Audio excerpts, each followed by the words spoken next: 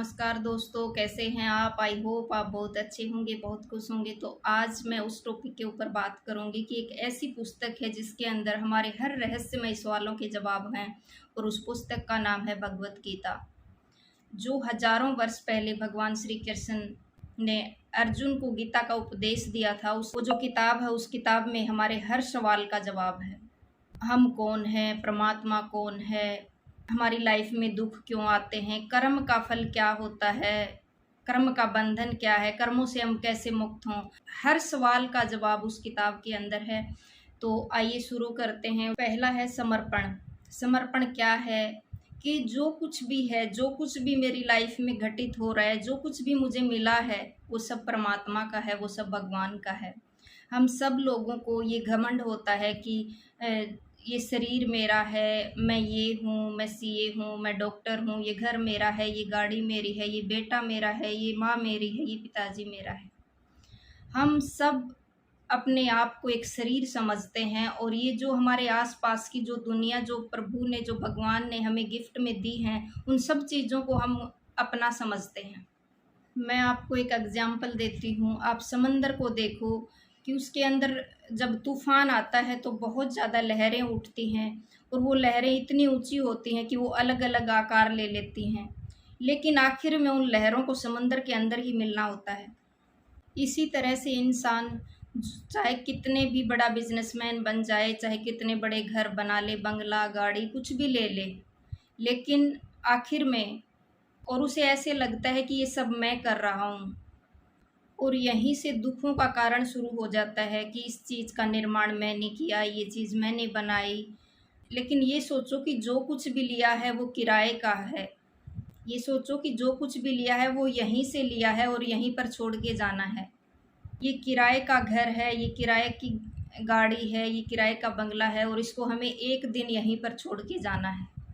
कहने का अर्थ ये है कि मैं अकेला आया था इस दुनिया में, और मुझे अकेला ही जाना है। जो आज मेरा है ये कल किसी और का हो जाएगा। इसी तरह से जब आप सरेंडर की प्रैक्टिस करते हैं और ये कहते हैं कि हे प्रभु, जो कुछ है वो तेरा है, कि जिसमें तेरी रजा है उसी में मुझे मज़ा है, तो आपकी ये ज़िंदगी वाकई एक अलग स्तर पर चेंज हो जाएगी। दूसरा है, कार्य करो और फल की चिंता मत करो। भगवान ने हमारा निर्माण किया है, भगवान हमारे हर पल हमारे साथ होते हैं, और वो कभी हमें अकेला नहीं छोड़ते। भगवान ये कहते हैं कि कुछ काम तुम्हारे जिम्मे हैं और कुछ काम मेरे अंडर में आते हैं, जिनको मुझे देखना होता है, जो मैं करूँगा, ताकि तुम्हारा लोड बट जाए। तो कार्य करना हमारा काम है और फल देना उस ईश्वर का काम है।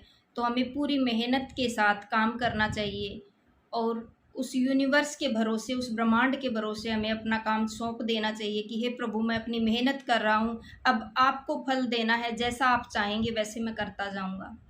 जब हम अपने काम को छोड़कर ईश्वर के काम में इंटरफेयर करते हैं कि ये काम कैसे होगा, मैं कैसे करूँ, मुझे फल नहीं मिल रहा है, इसका रिजल्ट कब आएगा, क्या होगा, हम ये भूल जाते हैं कि इस फुटबॉलर के खेल में हम फुटबॉल हैं, हम फुटबॉलर नहीं हैं। फुटबॉलर गॉड है, और हम फुटबॉल हैं। हमारे साथ किक होती रहती हैं, इधर से उधर हमारी ज़िंदगी में घटनाएं घटित होती रहती हैं।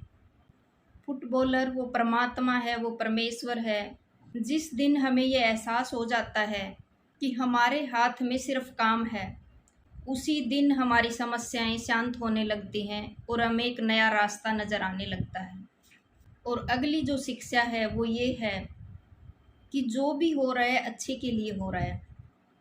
इसके लिए मैं एक छोटा सा एग्जाम्पल देती हूँ कि एक माँ अपने बच्चे को घसीटते हुए ले जाती है, और बच्चा बार बार जिद करता है कि मुझे आइसक्रीम खानी है, आइसक्रीम खानी है, और बच्चा मन ही मन माँ को गाली दे रहा है कि माँ कितनी गंदी है, माँ कितनी बुरी है, मुझे आइसक्रीम नहीं दिलाती है।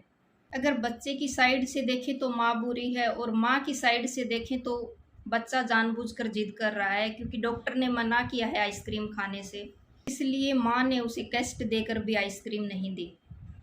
इसी तरह से हमारे साथ यूनिवर्स करता है। कई बार हम ये सोचते हैं कि हे भगवान, मेरा ये काम हो जाए, मेरे साथ ये अच्छा हो जाए, लेकिन वो हम जैसा हम सोचते हैं वैसा नहीं होता है, और फिर हम ये सोचते हैं कि भगवान बुरे हैं, मेरे साथ तो है ही नहीं, मैंने क्या बुरा किया था। हम पता नहीं क्या क्या बोलते हैं उस ईश्वर को। लेकिन भगवान हमें वो देते हैं जो हमारे लिए अच्छा होता है, वो नहीं देते जो हमें अच्छा लगता है। और कुछ दिन बाद जब वो मुसीबत टल जाती है, और जब हम थोड़े दिन बाद उस चीज़ को देखते हैं, तो हम सोचते हैं कि जो भी हुआ वो अच्छा हुआ। वो हमें बाद में पता चलता है। इसलिए ब्रह्मांड जो भी करता है वो सिर्फ हमारे लिए ही नहीं, पूरी दुनिया के लिए करता है। वो ये देखता है कि इस एक काम से पूरी दुनिया का भला कैसे हो। उसे पूरी यूनिवर्स की रखवाली करनी होती है। नेक्स्ट जो सीख है वो ये है कि एकाग्रता। जब महाभारत का युद्ध हुआ था तो भगवान श्री कृष्ण अर्जुन को कहते हैं कि तुम फल की चिंता मत करो कि क्या होगा, इसका रिजल्ट कैसे आएगा, मैं अपनों के साथ कैसे लड़ाई लड़ूं। एकाग्रचित होकर, हे अर्जुन, एकाग्रचित होकर तुम अपने काम के ऊपर फोकस करो। तो वो बात सिर्फ अर्जुन के लिए ही नहीं लिखी गई थी गीता में, वो मैसेज हम सब के लिए है कि हमें अपने काम के ऊपर फोकस करके, एकाग्रचित होकर के हमें काम करना चाहिए। अगला है वैराग्य, अटैचमेंट होना। हम डेली दिनचर्या में क्या करते हैं, हम किसी ना किसी चीज़ के साथ अटैच हो जाते हैं। सपोज करो कि कोई आपकी फेवरेट बुक है, आपके फेवरेट कपड़े हैं, आपकी फेवरेट बाइक है, और कोई दोस्त ले जाता है, तो आपको कितनी घबराहट होती है कि मेरे कपड़े फट ना जाएंगे, मेरी बाइक के खरोच ना आ जाएगी, क्या होगा, मैं कैसे दूँ अपने चीज़ को। हमें इतना लगाव हो गया है इस दुनिया से कि हम इसे छोड़कर जाना ही नहीं चाहते। हम इससे बाहर कुछ देखते ही नहीं हैं। हम क्या लेकर आए थे साथ में और हम क्या लेकर जाएंगे, ये सोचो। अकेले आए थे, अकेले जाना है, ये कभी नहीं भूलना चाहिए हमें।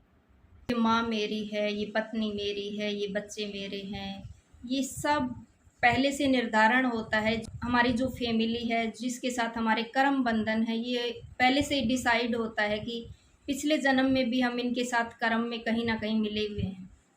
तो किसी भी चीज़ के साथ इतना अटैच मत हो जाना। हाँ, अपना कर्म करो, आगे बढ़ते रहो, और ये सोचो कि हम अकेले आए थे और अकेले ही जाएंगे। और इस भगवत गीता में ये भी बताया गया है कि हर इंसान अपने आप को शरीर समझता है।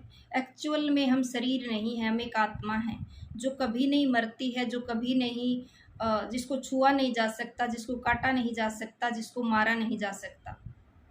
और ईश्वर एक है, अनेक नहीं। ब्रह्मा, विष्णु, महेश, अल्लाह सब एक ही हैं। ईश्वर वो सागर है और हम उस सागर की एक बूंद हैं। हमें ये कभी नहीं भूलना चाहिए। हम हर कर्म करते हुए हमें ये आभास होना चाहिए कि हम सिर्फ महज कुछ दिनों के मेहमान हैं, एक तिनका है सिर्फ। जैसे हवा का झोंका आता है और तिनके को उड़ा ले जाता है, उसी तरह से हमारा शरीर है और एक दिन यहाँ से चला जाएगा। तो उस ईश्वर का स्मरण करते हुए अपने कर्म करते रहें, आगे बढ़ते रहें। और अगर आपको मेरा ये वीडियो अच्छा लगा हो तो अपने दोस्तों के साथ शेयर करें, सब्सक्राइब करें, और फिर मिलेंगे अगले वीडियो में। तब तक के लिए हंसते रहिए, मुस्कुराते रहिए। Thank you so much.